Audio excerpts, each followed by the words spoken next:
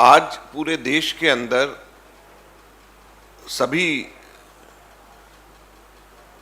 State Capitals के अंदर Congress party सत्याग्रह का कार्यक्रम कर रही है।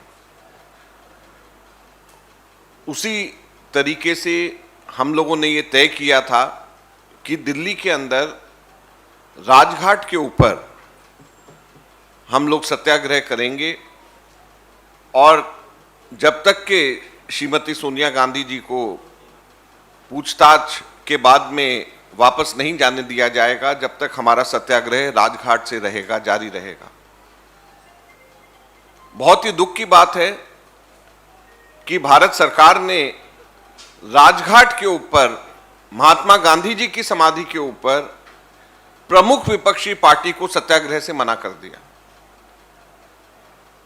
कल मल्लिकार्जुन खड़गे साहब ने भी पुलिस कमिश्नर से बात करी और अधिकारियों से बात करी, लेकिन राजघाट के ऊपर वो भी हम ये कह रहे थे कि अगर आप राजघाट के एकदम सामने रिंग रोड वाली साइड पे हमें इजाजत नहीं देते तो साइड की जो रोड है जिसमें कोई ट्रैफिक नहीं होता है, आप वहां पर हमें इजाजत दें। हम गांधी जी की समाधि के सामने सत्याग्रह, एक प्रतीकात्मक स्थल जो है पूरे देश के लिए, हम लोग वहां पर सत्याग्रह करना चाहते हैं।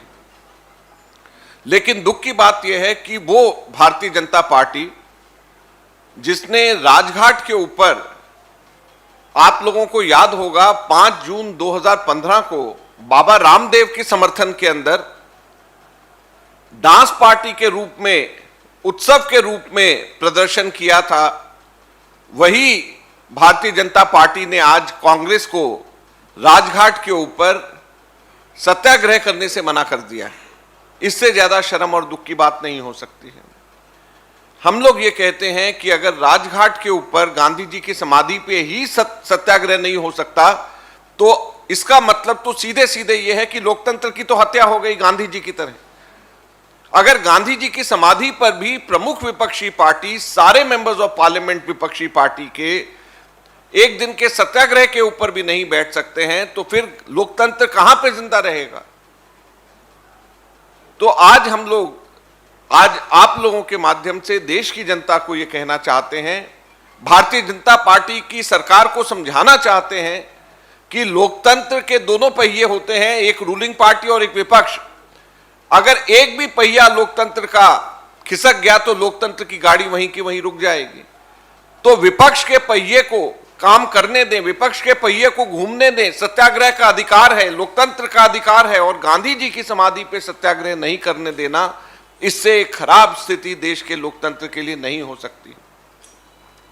और आज सबसे बड़ी बात यह है कि मनी लॉन्ड्रिंग के केस के लिए बुलाने की या मनी लॉन्ड्रिंग केस की जरूरत कहां पे से आ गई। आज से लगभग 10 वर्ष पहले ईडी ने खुद इस केस को खत्म कर दिया था। 2016 में भी ईडी ने इस केस को खत्म कर दिया। अब वापस से इस केस को पुनर्जीवित करके केवल इसी वजह से कि सरकार विपक्षी पार्टी के ऊपर दबाव डाल सके कि हम किसानों के मुद्दों को ना उठा सके, हम महंगाई के मुद्दे को ना उठा सके, हम बेरोजगारी के मुद्दे को ना उठा सके, देश की सुरक्षा के मुद्दे को ना उठा सके, केवल इसीलिए दबाव की एक राजनीति खेली जा रही है और राजनीतिक द्वेष की भावना से यह काम किया जा रहा है और कांग्रेस पार्टी इसकी भरपूर निंदा करती है। हम लोगों को अपने ऑफिस में आने में रुकत हो रही, हमारी गाड़ियां 1-1 किलोमीटर दूर रोक दी जाती हैं। तो जब विपक्ष की हेड ऑफिस के ऊपर लोगों को आना जाना रोका जाएगा, विपक्ष की पार्टियों से की सत्याग्रह करने की के जो हम लोगों का एक मूलभूत अधिकार है उसको हमारे से छीना जाएगा, तो लोकतंत्र कहां पे जिंदा रहेगा।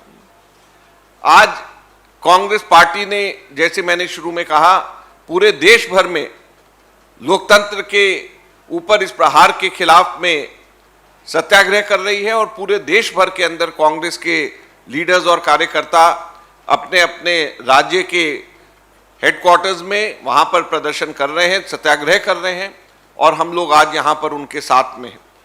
पार्लियामेंट के अंदर भी हमारे मेंबर्स ऑफ पार्लियामेंट इसके खिलाफ में आवाज उठाएंगे, वहां पर भी हम लोगों की चर्चा हो रही है पार्लियामेंट्री पार्टी में आगे की रणनीति के लिए। और कांग्रेस के कार्यकर्ता देश भर में राजनीतिक द्वेष की भावना से जो ये कार्रवाई करी जा रही है, इसके खिलाफ में हम लोग पूरे देश भर में हम सत्याग्रह कर रहे हैं। धन्यवाद।